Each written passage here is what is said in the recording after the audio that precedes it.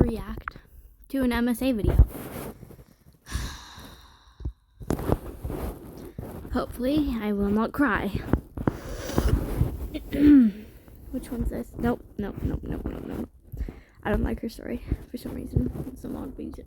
Who's this?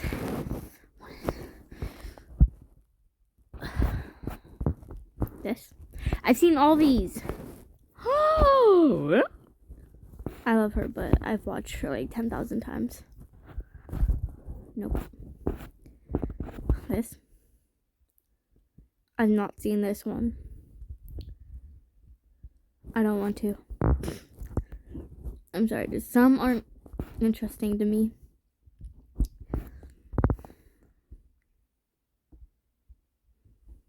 Huh? Of the shy kids in the halls at school. I was hoping it was a boy that was making the story. We'll watch this one though, I guess. Talkie. Mark was stunned. No one had ever stood up to him. Everyone knew Mark was a jerk. I would always see him harassing one of the shy kids in the halls at school. One day, I had had enough. So I marched up to him and yelled, "Hey, stop bullying people. You're hurting their feelings."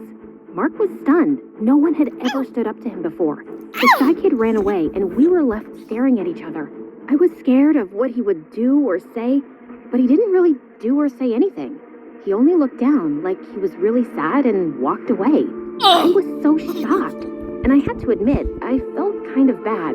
I never yelled at anyone before, and I only did it because I thought he would get mad. But seeing him sad made me feel terrible. The next day, the entire hallway stunk. Everyone was trying to find out where the smell was coming from. As soon as I got close to my locker, I knew something was wrong. I opened it to find that it was yesterday's fish sandwich. It had been put in there and left all night. I almost puked. That's when I saw Mark smiling from down the hall. He was wearing those big, stupid headphones he always wore, and he even waved to me. All the guilt I had disappeared. I was gonna get him back. I just needed to figure out how. All day, I snuck behind him, following, watching, like a stealthy ninja. Every move he made, I was right there, but he never saw me. I noticed him writing in his notebook all day, in every class, but he was never prepared with the assignments. So I knew whatever he was writing was always right beside him. Finally, in English class, he went to the bathroom. But he was smart, or should I say paranoid enough, to put the notebook in his bag. I pretended to drop my pencil and crawled to his bag. I couldn't take the whole notebook without being discovered, so I just opened the zipper, and I hoped that would be enough for the notebook to fall out when he took his bag. And then, when the bell rang and class was done, he put his earphones on again, picked up the bag, and the notebook fell out. He didn't hear it, of course, so I ran and grabbed it. I ran home and read it. It wasn't jokes or anything mean. It was poems, and they were all really sad and beautifully written. I almost cried reading them. Suddenly, I understood why he was so mean to people. It sounded like his dad was really mean to him at home and made him feel like he was nothing at all. There was a time when we were little in kindergarten when Mark would tear up the notes that came with school lunches from other kids' moms. I thought he was such a jerk for doing that. But one day, one kid's lunch had 2 notes, and one was for Mark. I guess that mom heard what he was doing and thought maybe it was because he didn't get notes. Mark never ripped up the notes again. I had totally forgotten that, but now reading his journal, I remembered he was in foster care, which meant the people he lived with weren't even his real parents, and maybe they didn't want him at all. I guess if you feel like an insect, being a bully is probably the only thing you can do to feel like you have any say in your life. I wrote him a letter and said it wasn't his fault that he felt like that. I finished the letter and put it in his notebook. When I saw him at school the next day, I felt totally different about him. I saw the sadness in him and how no one paid any attention at all to him. And I admit, I swooned a little when I realized he was actually pretty cute. I got the notebook out and walked up to him with it. "Is that mine?" It, fell out of your bag yesterday." "And you didn't give it back?" "I got busy, sorry." I gave it to him. He opened it and saw my letter. He read it there as I stood watching, my cheeks getting redder and redder by the second. "You read my journal?" He kept his eyes on the page, like he couldn't face me. "I understand why you're mean to people, but..." Before I could finish, He ripped my letter from the notebook and dropped it on the floor. Don't ever read my stuff without permission again. All the good feelings I had for him disappeared. Didn't he know how hard I worked on that letter? How much I cared? Not to mention, I bore my soul to him. I got red again, but this time, it wasn't embarrassment. It was rage. That night, I told my mom everything. She told me, honey, you tried to do something nice, and that's great, but you read his private journal without asking. You invaded his privacy. I'm the only person who saw him. Everyone else ignores him. I understand, but that doesn't make him any less worthy of having privacy, does it? I went to my room without talking to her for the rest of the night. How could she not see what I had done? I put my heart on the line and got rejected. I did the right thing. All I wanted was to help him and let him know I understood. That night, I couldn't sleep. I kept tossing and turning, thinking about how he acted, but also what my mom said and how violated I would feel if someone read my diary. After barely sleeping a wink and finally calming down so I wasn't so angry anymore, I decided she was right. As soon as I got to school, I would apologize to him, and that would be that. I practiced my speech the entire walk to school that morning. Every word I would say, every gesture, I wanted to be understood and let him know that I understood him too. But when I got to school, I was horrified to see that there were printed posters of me all over the halls. They had my school photo and said Maggie is a stalker. Everyone was looking at me. I ran to the bathroom and cried. How could he do that to me? Maybe I was wrong to think he had any good in him at all. I wanted to run away and go home, but we had a big test that day, so I had to sit in class after class while the other kids whispered about me. I sat in all my classes getting angrier and angrier, waiting for my last class when I would finally see him. I couldn't wait to confront that jerk. When I finally saw him, he smirked at me. I stomped right up to him and yelled, "Tell them it was you." "It was me." "Tell them it's not true." "It is true. You read my journal." I was so frustrated. All I could think of was to scream. Ah! The teacher came up to both of us.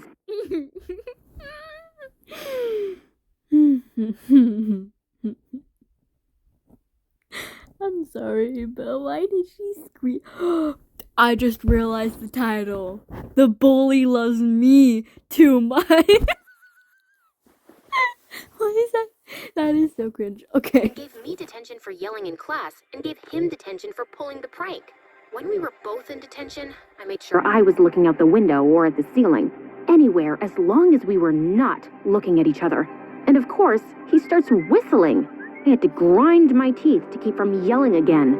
Then the teacher left to get a coffee, and we were left alone. It was so awkward. After a while, he took out his notebook and was reading something inside really intently. I had to admit I was curious about what it was. And then he wrote something, and I was so mad at myself for even caring, but I did. I wanted to know what it was. As much as he annoyed me, I really did like his poems. But then I remembered his prank and ignored him. It was so mean. How could he do that? Did you really mean what you wrote in your letter? I couldn't believe he was actually talking to me. Yes, of course, but how do you remember? You threw it away. After I put all the posters up, I went back and found it in the trash. He took out a paper from his journal. It was my letter.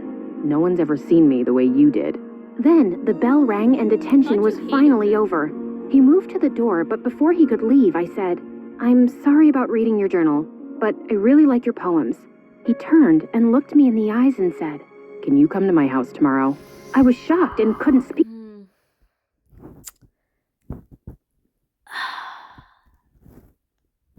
Okay.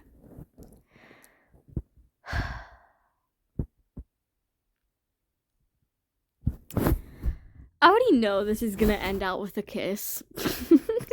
And I already know I'm gonna cry. Ah! Okay. Oh my god.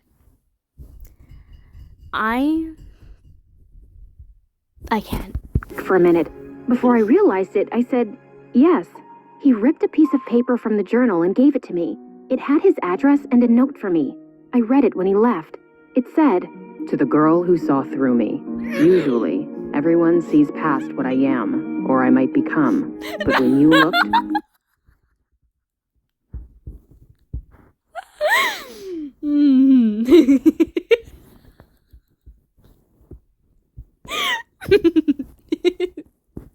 You saw something more.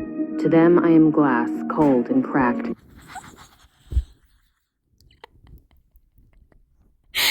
Why am I like this?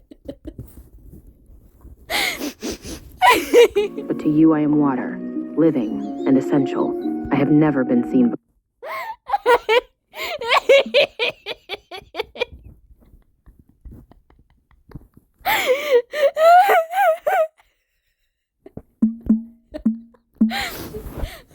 Okay, calm down, Brooklyn. It scared me. Thank you. I'm sorry. Again. I swooned. The next day was a Saturday, so I went to his house and heard yelling as soon as I got close. The house was small and the yard kinda dirty. I knocked on the door and Mark came out, holding a guitar. His right eye was bruised. He moved past me, walking toward a path in the woods across the street. Oh my god. He's abused. Nah. Coming. I followed him all the way down to the shore of a lake I didn't even know was there. He sat down, and I sat down beside him, wondering what he was thinking. You said you liked my poems. I did. They're not poems. They're songs. Oh, can I hear one? I've never played for anyone before. You don't put yourself out there. That's why people don't pay attention. He hesitated, then played the guitar and sang one of the songs. He sang about his fears, his sadness, and about feeling like a monster for having to put people down to make himself feel big. When he was done, I can already tell I'm gonna cry. he wiped a tear and said he would have to go back or his foster dad would be angry. Feels like a dream, feels Oh like my gosh. magic. He left me there by the lake as I watched the sun set over the water. I knew I was falling in love with him. When I got home, Not gonna lie, that was kinda cheesy. my mom told me the one thing that would ruin everything, just as it was all getting so good. We were moving across the country. She told me she was sorry, but we had no choice. No, I'm gonna. Oh my gosh, why did I pick out this one? I'm gonna cry. Shoot. When I saw him across the lawn at school, he smiled at me. I practically melted, but my smile faded quickly. He knew something was wrong. He came up and walked with me. Are you okay? I have to move. His eyes immediately lost their light. No. I could tell he was devastated. What are you thinking? It's selfish. It's okay. Tell me. You're the only one who sees me. Maybe that's true right now, but it doesn't have to be. Your songs are...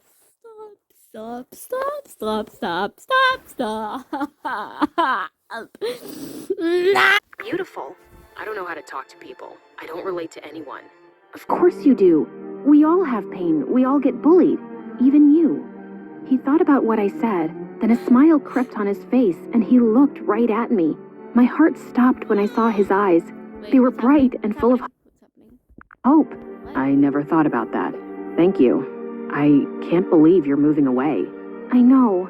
We both looked down, sad for ourselves because of how little time we had together. And then I raised my head and said, you know what?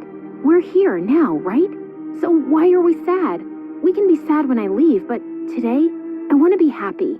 You can just decide to be happy? Yep, why not? You're here, I'm here, we have all day to talk and hang out. He thought about what I said, then smiled. He looked at me and asked, what do you want to do? Without thinking, I leaned over and kissed him. His cheeks turned bright red. We both laughed. He took me to a boba tea place, then we ate some ramen, and even went to karaoke. I had never had so much fun. I was worried it would only last for today, but I put all the worry behind me and enjoyed the moment. That night, we had to say goodbye. No! It was the hardest thing I ever had to do. He walked me home and kissed me before he left. The last thing he said to me was, I don't even want to hear the last thing he said to her. if I never see you again, please know you'll always be with me. And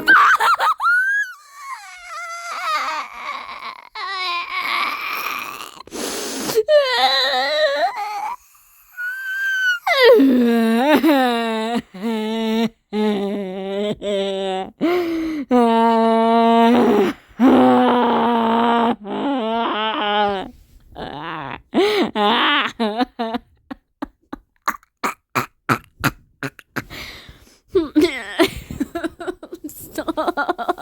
it. All the people I help with my music. I watched him leave, holding on to the moment as long as I could. When it was time, we packed the moving truck and left. Then, to my surprise, I saw him. He was on the sidewalk, talking to one of the shy kids he used to pick on. But this time, they were both smiling. He was apologizing and making friends. I knew then that everything would be okay. And as for me, I was going somewhere new. Sure, it was scary and a little sad, but it was also exciting. Who would I meet? What would I do there? I decided to enjoy every day and made a promise that I would make the most of any situation that came up in my life, good or bad.